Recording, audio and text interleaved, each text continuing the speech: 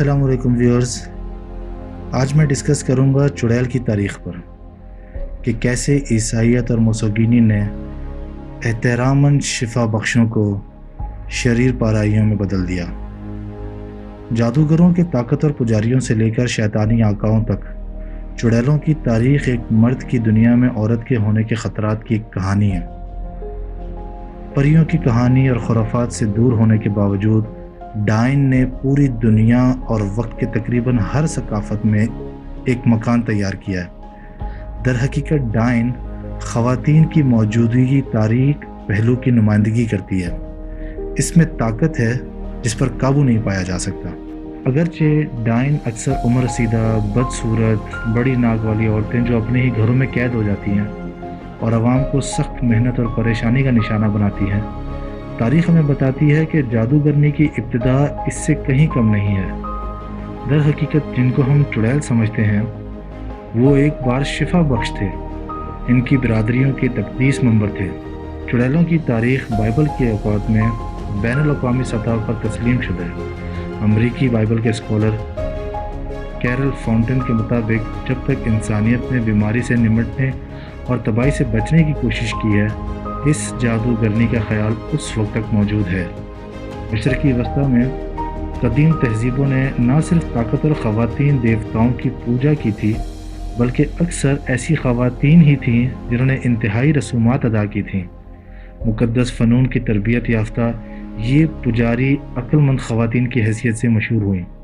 ان سمجھدار خواتین نے گھر پر بیماروں کی تیمارداری کی، بچوں کی فراہمی کی، بانجھ پن کا مقابلہ کیا، نامردگی کا علاج کیا۔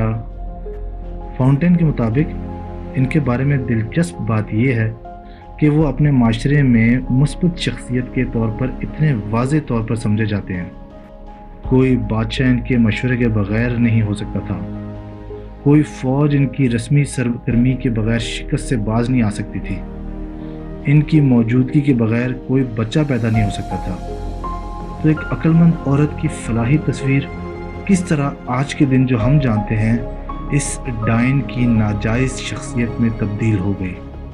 کچھ دانشوروں کا موقف ہے کہ اس کا جواب مسیح کی پیدائش سے بہت پہلے کے واقعات سے منسلک ہوتا ہے۔ جب ہند یورپین مغرب کی طرف پھیل گئے تو اپنے ساتھ ایک یوگ کا ثقافت لائے جو جارحیت، مرد جنگجوؤں کی قدر کرتا تھا اور جو اس وقت کے ایک ساتھ پائی جانے والی خواتین دیویوں پر حاوی ہوتا تھا۔ دوسروں کا خیال ہے کہ عبرانی جب عام طور سے 1300 سال قبل کنعان میں آباد ہوئے تھے، ان کے مرد توحید پرست تھے، بائبل کے قوانین کی پاسداری کرتے تھے۔ عبرانیوں نے جادو ٹونا کو خطرناک سمجھا اور اسے کافرانہ عمل کے طور پر ممنوع قرار دیا۔ 1300 کی دہائی میں جب ٹاؤن نے 3 میں سے 1 کو ہلاک کر کے پورے یورپ کو تباہ کر دیا تو اس نے اپنے ساتھ ساتھ ایک خوف بھی پیدا کیا۔ خوف و ہراس کے درمیان بہت سے لوگوں نے اپنی بدقسمتی کا عرض خود شیطان اور اس کے ماننے والے پرستوں کو قرار دیا۔ اس مقام پر کیتھولک چرچ کی پوزیشن جو کئی دہائیوں سے قائم ہے، انہوں نے ڈیول ڈاٹنگ چڑیلوں سمیت بہت بڑے پیمانے پر مواد کی۔ غیر کیتھولک وجوہات کی تلاش اور سزا دینے کے لیے اپنی کوششوں کو بڑھایا۔ خیال یہ کیا جاتا ہے کہ یہ خواتین بڑی تعداد میں جمع ہونے والی مجلسوں میں پوجا کرتی ہیں جہاں مختلف معاشرتی بیماریاں انجام دی گئیں، جیسے جنسی طور پر جنسی تعلقات، برہنہ رقص اور چھوٹے بچوں تک کا گوشت کھانا تھا۔ اس وقت لوگوں کا یہ یقین تھا کہ شیطان خود بھی حاضر ہو کر تمام شرکاء کے ساتھ بے لگام ننگا ناچ میں شریک ہوگا۔ چرچ اور اس کے پیروکاروں کو شیطانیوں سے بچانے کے لیے اس طرح کی جو خواتین ہوتی تھیں ان کو قابو میں کرنا پڑا۔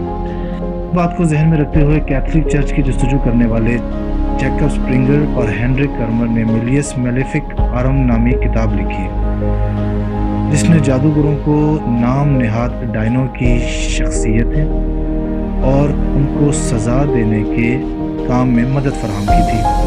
تو جو بھی خواتین حیثیت سے جنسی طور پر کمزور ہوتی تھیں، یہ مانا جاتا تھا کہ یہ شیطان کے لیے ایک سب سے زیادہ آسان شکار ہے اور ایک قتل عام ہو گیا۔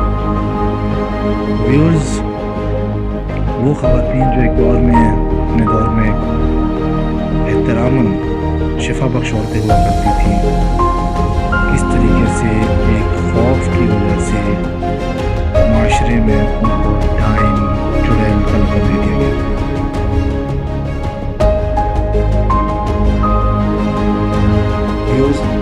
آج کی ڈسکشن